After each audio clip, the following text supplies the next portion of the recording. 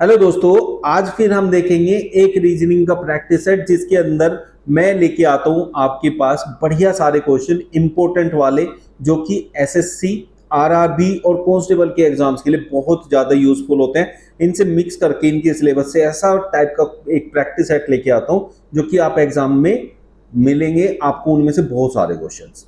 ठीक है, चलिए स्टार्ट करें। आज का पहला क्वेश्चन जिसके अंदर मैंने इस प्रैक्टिस सेट में लिया है ब्लड रिलेशन का क्वेश्चन। तो ब्लड रिलेशन का जब भी क्वेश्चन आएगा तो आप लोगों ने उस क्वेश्चन को ग्राफ के थ्रू करना है, कभी भी ना और बाकी ओरली या कुछ और सोच के नहीं करना है, सिर्फ ग्राफ से करना है। मैं आप लोगों को सजेस्ट करूंगा ग्राफ। ग्राफ के बाद आपका आंसर कभी गलत आ ही नहीं सकता। तो इसमें देखिए, पहले क्वेश्चन से आपको समझ में आएगा। राम का परिचय देते हुए एक महिला कहती है, भाई राम का परिचय देते हुए महिला कह रही तो राम के बारे में बात कर रही है, तो हम सबसे पहले राम से स्टार्ट करेंगे। तो हमने यहाँ राम बनाया, ये हो गया।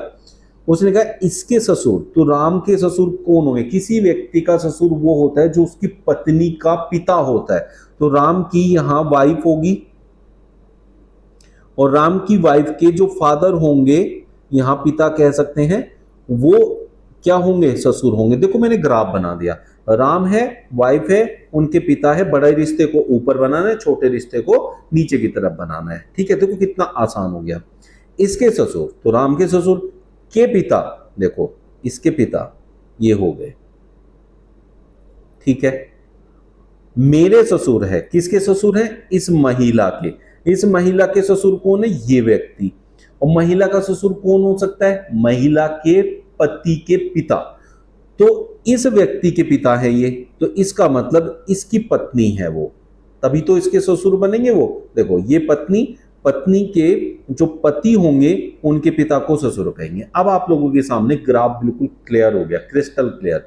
यहां राम है, उसकी वाइफ है, उसकी वाइफ के पिता और माता है और उनके दादा हैं। ठीक है बच्चों, ऐसे करके होता है। राम उस महिला से किस प्रकार संबंधित है? ये महिला इसकी पत्नी की मां है, तो राम की क्या हुई? सास हुई। तो ये उनका क्या हुआ? दामाद। तो इनमें जो रिलेशन है सास और दामाद का है। लेकिन पूछा यह है कि राम क्या लगेगा, तो राम दामाद लगेगा। इसलिए ऑप्शन ए हमारा करेक्ट आंसर हो जाएगा। उम्मीद करता हूं ब्लड रिलेशन की इस टाइप से आए क्वेश्चन आप आराम से कर लोगे, है ना। दिए गए विकल्पों में से लुप्त अंक ज्ञात कीजिए, मतलब हमें देखना है कि भाई क्वेश्चन मार्क की प्लेस पर क्या आएगा? Missing number. तो अब हमें देखना है कि तरीका। अब इसमें दो तरीके होते हैं, या तो हम दाएं से बाएं या बाएं से दाएं जा सकते हैं इधर, या ऊपर से नीचे की तरफ हम इसे सोल्व कर सकते हैं। आप लोगों के लिए बिल्कुल आसान बना देता हूं कि जहां बड़ी संख्या दिखे उधर की तरफ जाओ, सोल्व कर दो। इसमें बड़ी संख्या दिख रही है मुझे यहाँ 25, 70, 29। तो मुझे क्या करना है? ऊपर से नीचे की तरफ आना है, इधर नहीं जाना है। तो ऊपर से नीचे की तरफ आते हुए मुझे 25 बनाना है, और वो भी मुझे 7, 4 और 3 का प्रयोग करके 25 को तैयार करना है। अब 25 किसके पास होता है? अब 7 और 4 का एक रिलेशन है कि 7 को 4 से गुणा करूं तो ये 28, जो कि 25 के पास पहुंच जाएगा। लेकिन कितना पास? 3 ज्यादा है, तो ये 3 यहां लिखा हुआ है। तो इसका मतलब मैं इसमें से 3 माइनस कर दूं तो मुझे 25 मिल जाए। तो इसका मतलब क्या हुआ? पहली दो संख्याओं को आपस में गुणा किया गया है और तीसरी को फिर माइनस किया गया है। तो क्या ये चीज इस सेकंड लाइन में भी फॉलो हो रही है? अगर सेकंड में हो रही है तो थर्ड में अप्लाई करेंगे, नहीं तो नहीं करेंगे। जैसे 8 9 72। अब 72 में से लास्ट की संख्या को माइनस करना है, तो क्या आया? 70 आया। ठीक है, समझ आ गया होगा आप लोगों को। अब ऐसे ही यहां करेंगे 5 अंक 30। अब 30 में से मैंने यहां कुछ माइनस किया होगा, वो यहां लिखा नहीं है, तब 29 आया होगा। तो 30 में से मैं क्या माइनस करूं कि 29 आ जाए? 1। तो इसलिए 1 यहां क्वेश्चन मार्क की प्लेस पर होना चाहिए। ऑप्शन सी मेरा करेक्ट आंसर हो जाएगा। निम्नलिखित आरोपों में से कौन सा न्यायाधीश चोर और अपराधी के बीच संबंध का सही निरूपण करता है? अब बात को समझते हैं। न्यायाधीश, चोर और अपराधी का एक रिलेशन दिखाना है, वो भी मुझे पिक्चर के हिसाब से दिखाना है। इस पिक्चर को हम वेन आरेख कहते हैं, मतलब हर एक कैटेगरी को एक गोले से प्रदर्शित किया जाएगा ऐसे। अब यहां देखें, न्यायाधीश, चोर और अपराधी का आपस में क्या संबंध होता है? चोर जो होता है वो अपराधी का एक छोटा रूप होता है। ठीक है, तो ये चोर जो है अपराधी के अंदर आते हैं हमेशा, तो अपराधी। अब न्यायाधीश जो होते हैं वो पढ़े लिखे और जो है जज होते हैं, जो कि निर्णय लेते हैं, मतलब न्याय करते हैं। तो न्याय करने वाला व्यक्ति अपराधी और चोर से संबंधित हो ही नहीं सकता, तो इसलिए वो अलग होता है। तो इसका जो वैन आरेख बना है वो बना है ऑप्शन सी। ये देखो, ये अंदर चोर है, बाहर अपराधी, और ये क्या है, न्यायाधीश के लिए बनाया गया है। यदि किसी कूट भाषा में पिट डियर ना का अर्थ यू आर गुड है, ठीक है, तो इसमें क्या करते हैं इस टाइप के क्वेश्चन में, आपका जैसे ये एक स्टेटमेंट है पिट डर ना, इसका कोड दिया है यू आर गुड, ऐसे ही डर टोक ना पा का कोड दिया है गुड नो एंड बैड। तो पहले वाले को दूसरे वाले से कंपेयर करते हैं और जो कॉमन होता है उसे ढूंढते हैं। जैसे पिट डर ना पहले वाला स्टेटमेंट और डर टुक पा दूसरा स्टेटमेंट। अब इन दोनों में क्या कॉमन है हमें वो ढूंढना है। आप ये देखो, पिट यहां पे नहीं है, डर यहां पे है, ये रहा। तो हम देखेंगे कि डर आपस में यहां कॉमन हुआ तो उसको ले लेंगे। यहां पे डर हुआ, यहां पे DAR हुआ, ठीक है, दोनों कॉमन है। अब इनके जो कोड है उनमें भी ऐसे ही कुछ एक जरूर कॉमन मिलेगा, अगर इधर स्टेटमेंट में मिला है तो उसको देख लो। जैसे यहां गुड है, ये देखो, और यहां भी गुड है, तो ये दोनों कॉमन है, तो हम कहेंगे DAR का जो कोड है वो गुड है। ठीक है, अब बात समझ में आई। बहुत से बच्चे सोचते हैं दूसरे नंबर पे डर लिखा है तो दूसरे नंबर पे आर लिखा है, ये इसका कोड हो जाएगा। ऐसे नहीं होता। एक चीज हमने निकाल ली, फिर पहले को तीसरे से कंपेयर करेंगे, पहले स्टेटमेंट को तीसरे स्टेटमेंट, ये रहा तीसरा स्टेटमेंट, इससे कंपेयर करेंगे, इन दोनों में देखेंगे फिर क्या कॉमन है। ठीक है बच्चों, समझ में आ रहा है? इस टाइप के क्वेश्चन को ऐसे सोल्व किया जाता है। अब हम क्या करें, यहां से देखें तो यहां ना और यहां भी ना कॉमन है, तो अब इनके जो कोड है उनमें ढूंढेंगे क्या कॉमन है। दे आर बैड, यहां था यू आर गुड, तो ये आर और ये आर कॉमन है, तो इसका मतलब हम कहेंगे कि ना का जो कोड है वो आर है। ठीक है बच्चों, अब बात करते हैं दूसरे और तीसरे में क्या कॉमन है। दूसरा और तीसरे को देखेंगे। दूसरे में TOK कॉमन है, ये TOK, यहाँ TOK, इनका कोड क्या है, देखो यहाँ बैड है इसमें और इसमें भी बैड है, दोनों में बैड है, तो टोक का जो कोड है वो BAD हो जाएगा। ठीक है बच्चों, अब हम देखें लास्ट वाले में हमारे पास क्या बचा है। लास्ट वाले में अगर मैं देखूं, लास्ट वाले में मेरे पास यहाँ दे बचा और यहाँ टिम बचा है, और उसने दे का कोड पूछा तो दे का कोड टिम हो गया, तो इसलिए ऑप्शन ए मेरा करेक्ट आंसर हो जाएगा। अगर वो पूछता पिट का कोड, तो यहाँ पिट बचा हुआ है, यहाँ यू बचा हुआ है, तो पिट का कोड यू हो जाता। यहाँ पा बचा हुआ है, यहाँ एंड बचा हुआ है, तो पा का एंड होता है, और बाकी का हमने निकाल ही लिया। तो ऐसे करके आप सबके कोड निकाल सकते हैं और जिसका वो पूछे उसका बता सकते हैं। 2 फरवरी 2007 को शुक्रवार था, 2 फरवरी 2008 को सप्ताह का कौन सा दिन होगा। ये है आपका एक सामान्य वर्ष 2007, और ये है आपका 2008 एक लीप वर्ष, जो कि 8 से, जो भी ईयर 8 से डिवाइड हो जाए, 4 से डिवाइड हो जाए तो वो लीप वर्ष होता है। लेकिन यार लीप वर्ष में और सामान्य वर्ष में फर्क क्या होता है। लीप वर्ष में फरवरी 29 दिन का होता है और सामान्य वर्ष में 28 दिन का होता है। लेकिन इसका फर्क तो तब आता है ना जब फरवरी पूरा हो। अब फरवरी तो 2 तारीख को पूछा है, तो 2 तारीख को फरवरी के लिए पूछा है, तो हमें तो देखना ही नहीं है इसमें लीप वर्ष है कि सामान्य वर्ष है। इसमें बस ये देखना है कितनी तारीख की बात हो रही है। तो जब भी आपको लीप वर्ष और सामान्य वर्ष में कंफ्यूजन हो तो पहले ये देखो फरवरी पूरा काउंट हो गया या नहीं। अगर वो मार्च के बारे में पूछता तब हम इसको देखते एक्स्ट्रा दिन को, नहीं तो हमें नहीं देखना है। अब अगर 2007 से आप 2008 में एंट्री करोगे तो देखो कोई भी वर्ष होता है सामान्य वर्ष, जिस दिन से शुरू होता है उसी दिन पे खत्म होता है। मान लिया 1 जनवरी को मंडे है, तो 1 जनवरी को ही आपका 1 दिसंबर को आपका मंडे ही होगा, तो मतलब अगली साल 1 जनवरी को ट्यूसडे आ जाएगा, एक दिन बढ़ के ऐसे। अब यहां भी 2007 से 2008 में जाएंगे तो एक दिन आगे हो जाएगा। 2 फरवरी को शुक्रवार था तो 2 फरवरी को शनिवार हो जाएगा। बस एक दिन बढ़ाना है हमें, ये आपको याद रखना है, यही आपका आंसर हो जाएगा। किसी को कोई भी डाउट आएगा तो भाई कमेंट बॉक्स में लिख के मेरे से पूछ सकते हैं। एक निश्चित कूट भाषा में एट द रेट का अर्थ है जोड़। तो ऐसा जब भी क्वेश्चन होगा तो जहां जहां जो भी कोड का जो साइन दिया है उसे रखो और फिर बोर्ड मार्क्स रूल लगा के सोल्व कर लो। यहाँ क्या है 168 है, फिर एंड है, तो एंड का कोड देखो पहले। एंड का अर्थ है भाग, भाग है तो इससे अगली संख्या भाग में लिख दो जो कि 12 है। फिर एट द रेट का क्या है जोड़ है, तो यहाँ +14 लिख दो। फिर इसका कोड देखो यहाँ है गुणा, या गुणा 6 कर दो। हैज का अर्थ है घटाव, तो घटा 13 कर दो। 12 से पहले भाग करेंगे, 12 12 चौक 48, ये 14 आ गया। फिर गुणा करेंगे, 14 6 84, या एक बार 14 ये रहा, सीधा 98 ही कह दो। 98 माइनस 13, लेकिन बोर्ड मास रूल लगाना है तो पहले हमने भाग किया, फिर हमने गुणा किया 14 6 84, फिर प्लस किया 98 हो गया, माइनस 13 होता है 85, फिर मैंने माइनस किया, तो मेरा आंसर आ गया ऑप्शन सी। यदि किसी कूट भाषा में बेयोनेट को, देखो BAYONET के कोड दिए हुए हैं। क्या कोड दिए हुए हैं? 2 1 7 6 5 5 2। अब बात को समझते हैं।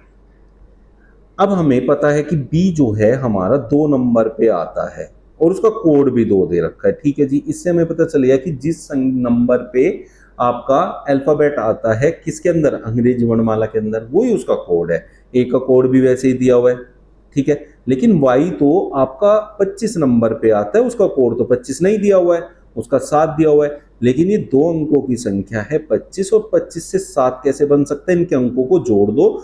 ये बहुत कॉमन प्रैक्टिस होती है रीजनिंग की, जो ऐसे उसमें बहुत ज्यादा यूज होती है।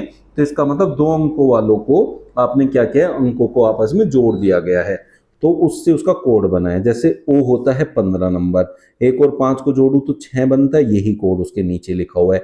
एन होता है 14, 14 में से 1 और 4 को जोड़ूंगा तो 5 बनेगा। ई 5 पे ही आता है, ये 5 ही लिखा है। टी 20 पे आता है, 2 और 0 को जोड़ के 2 आता है। तो इसका मतलब 2 अंकों में है तो ऐड करके लिखा है, 1 अंक में है तो वो ही उसका कोड बन रहा है। तो इस टाइप से आपसे पूछा है हैप्पियर का कोड, HAPPIER। अब आर होता है 18 पे, तो 8 और 1 9, ई होता है 5 पे, आई होता है 9 पे, पी 16 पे होता है। 16 का मतलब 1 और 6 7, तो ये भी 7, ये 1, और एच जो होता है वो 8 पे होता है। तो 8 1 7 7 9 5 9, 8 1 7 7 9 5 9 ऑप्शन डी में दिया हुआ है। 16 से जैसे 304 आया है तो 18 से वैसे ही क्या आएगा? देखो 16 एक बहुत छोटी संख्या, 304 एक बहुत बड़ी संख्या।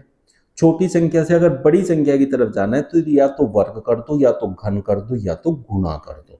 तो सबसे पहले एक नजर के अंदर हमेशा देखना है इसकी गुणा में तो नहीं है, सीधा गुणा करके देखो। जैसे 16 एकम 16 कितना बचा? 14, और 4 पीछे, 16 निम्न 144, ये इसका 19 गुना है। भाई 16 की 19 में गुणा करके हमें 304 मिल जाता है। इससे एक आइडिया मिल गया। तो आपको हमेशा कैलकुलेशन से ओरली पता चल जाएगा गुणा में जाना है। तो 18 की किस में गुणा करूं? या तो 19 में की होगी, या 16 से 19 कैसे बनता है? 3 जोड़ के। तो 18 से 3 जोड़ के क्या बनेगा? 21। तो इन दोनों की गुणा करो, या तो इसकी गुणा 19 में हुई होगी, या तो 21 में। या तो 19 में कब होगी? रैंडमली ऐसे उठा के 19 से गुणा कर दी, बस ऐसे ही गुणा कर दिया। या फिर 16 में 3 जोड़ के 19 बना होगा। अब इन दोनों में से कोई सा भी केस हो सकता है, ये फिक्स्ड नहीं होता कि भाई कौन सा होगा, ठीक है। अब इसको कैसे पता चलेंगे? गुणा नहीं करनी है। पहले इकाई अंक देखो, 8 नंबर 72, इकाई अंक 2 आना चाहिए, ऑप्शन में है ही नहीं, तो ये तो नहीं हो रही, रैंडमली नहीं हो रही। 8 एकम 8, 8 ऑप्शन में है, ये रहा भाई। तो बस इसका मतलब 3 ऐड करके किया है, तो 18 की गुणा 21 से करके ही आपका आंसर आना है। तो ये आपका आंसर करेक्ट हो जाएगा। अब आपको दर्पण प्रतिबिंब बनाना है। दर्पण प्रतिबिंब की 2-3 बातें हमेशा याद रख लो। वो क्या है कि जब भी कोई दर्पण प्रतिबिंब आप बनाओगे तो जहां पे आपका क्वेश्चन खत्म हो जाएगा, कहां खत्म होगा? मिरर के पास जाके, ये डी पे खत्म हुआ, तो वहां से आपका आंसर स्टार्ट होगा। जहां से क्वेश्चन खत्म होता है वहां से आपका आंसर स्टार्ट होता है। ऊपर का हिस्सा ऊपर और नीचे का नीचे रहता है, ऊपर नीचे नहीं होंगे, पलटेंगे नहीं। दाया बाया बन जाएगा। जैसे डी है तो ये ऐसे बन जाएगा, इधर आ जाएगा, तो दाएं का बाएं बन जाएगा, बाएं का दाएं बन जाएगा, बस इतना होगा। तो क्वेश्चन कहां पे खत्म हुआ? डी पे। तो आंसर कहां से स्टार्ट होगा? डी पे, और डी की भी मिरर इमेज ऐसे करके। और डी से स्टार्ट होने वाला मिरर इमेज के साथ सिर्फ ऑप्शन सी है, तो बाकी को देखने की जरूरत ही नहीं है, क्योंकि बाकी सारे डी से स्टार्ट ही नहीं हुए, तो आगे तो हमें क्या देखना है। ये आपके एनालॉगी का क्वेश्चन है जिसमें शब्द एनालॉगी है। यहाँ पालम का दिल्ली से जो रिलेशन है, दमदम का वही रिलेशन किससे होगा, ये आपसे पूछा गया। सिंपल सा एक क्वेश्चन यहाँ पर ऐसे बनता है। तो पालम क्या है, हमें ये देखना है कि भाई पालम क्या है। पालम हवाई अड्डा कहते हैं ना हम लोग, सुना होगा पालम हवाई अड्डा। और वो कहाँ पर है, दिल्ली में है।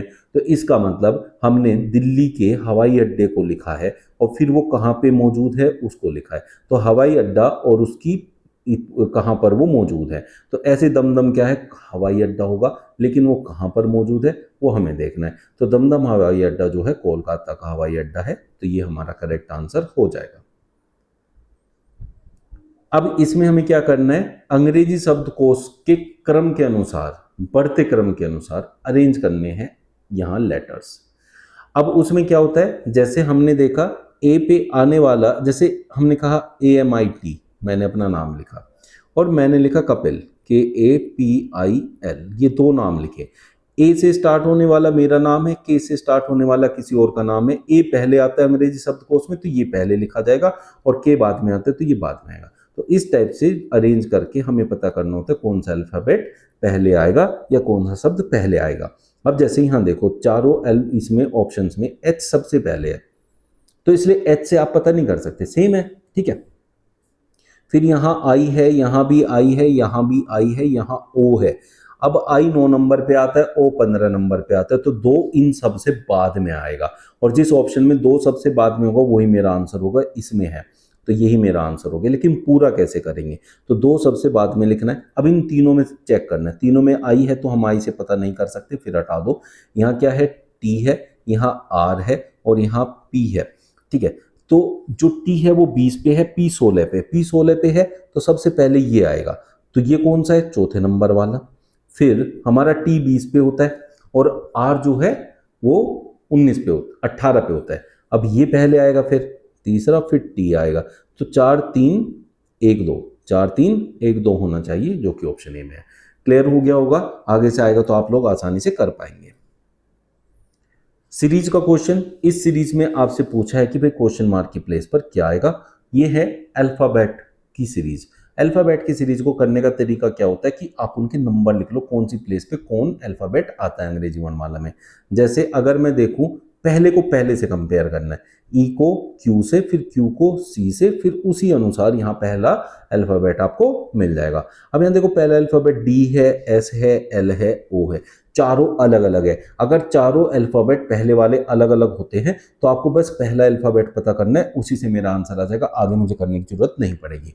जैसे ई 5 नंबर आता है, अब हमारा क्यू जो 17 नंबर होता है और सी जो है, अब बच्चों ध्यान देना, सी के 2 नंबर होते हैं, एक होता है 3 नंबर, 1 2 3, एक जेड 26 पे खत्म होता है, फिर 27 पे ए आता है, 28 पे बी आता है और सी फिर 29 पे आता है। तो सी के 2 नंबर होते हैं, एक होता है 3, एक होता है 29। लेकिन जब मैंने यहाँ देखा 5 से बड़ी संख्या 17 बनी, तो 17 से बड़ी संख्या फिर 29 ही बनेगी, है ना। तो इसलिए मैंने 29 वाला नंबर लिया, 3 वाला नहीं लूंगा।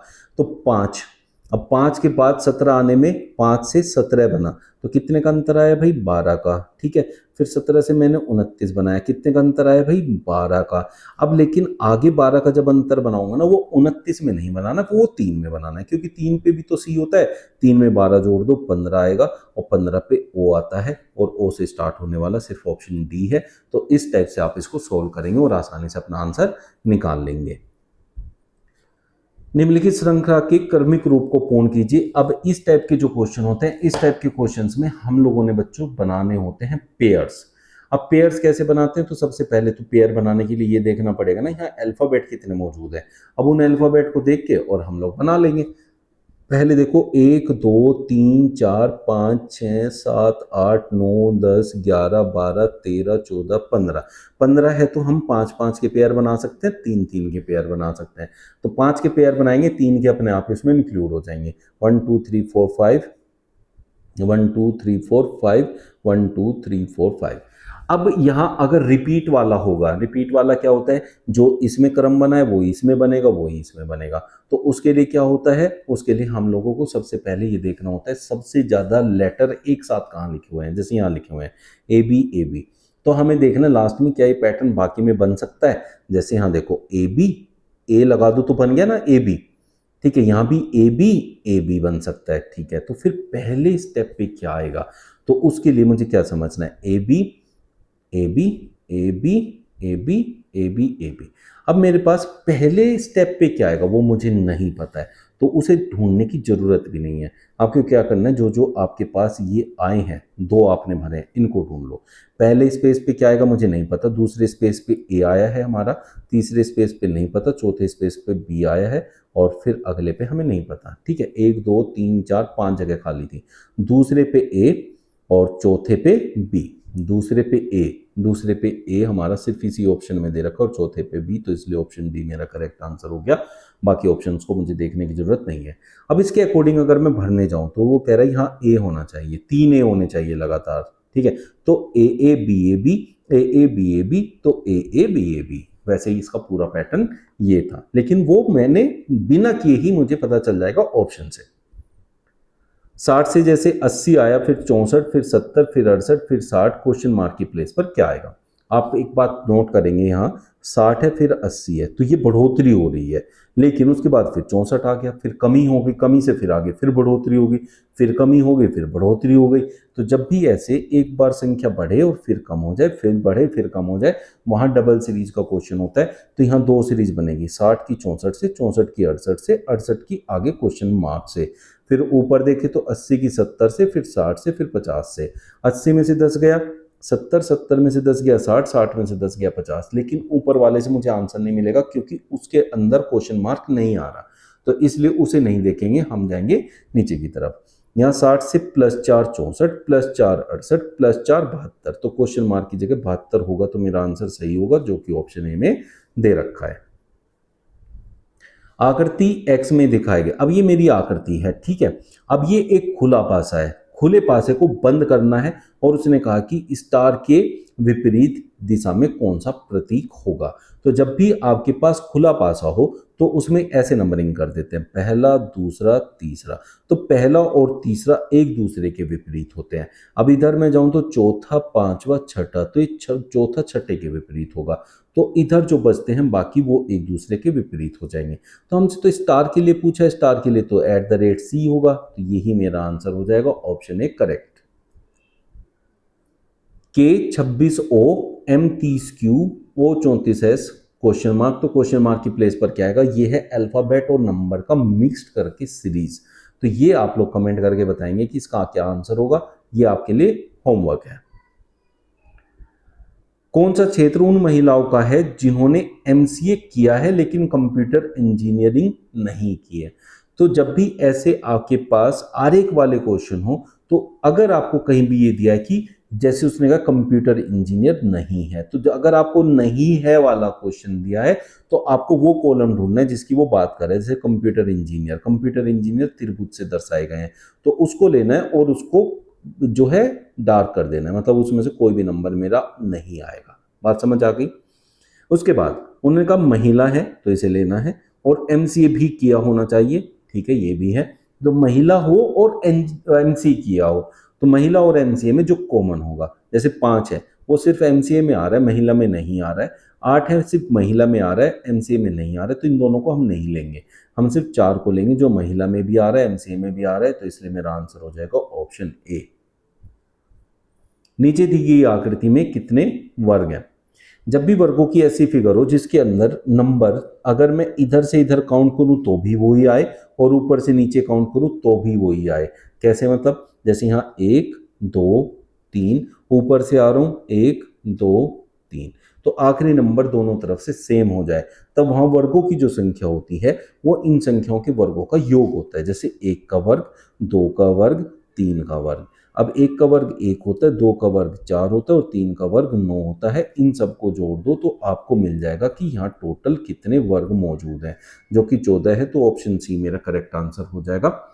उम्मीद करता हूँ जो ये आप लोगों के लिए मैंने सीरीज चलाई हुई है जिसमें डेली आप लोगों के लिए एक प्रैक्टिस सेट लेके आता हूँ, ये बहुत यूजफुल आपको हो रहा होगा। इससे आप लोगों को डेली एक जो है आइडिया मिल जाता होगा और प्रैक्टिस हो जाती होगी कि भाई क्वेश्चंस कैसे आपके एग्जाम में आएंगे। ऐसे बढ़िया प्रैक्टिस सेट डेली में लाऊंगा। आप लोग हमारे चैनल को सब्सक्राइब कर सकते हैं, अगर आप लोगों को बढ़िया लगता है तो लाइक भी कर सकते हैं। चलिए कल फिर मिलेंगे, थैंक यू।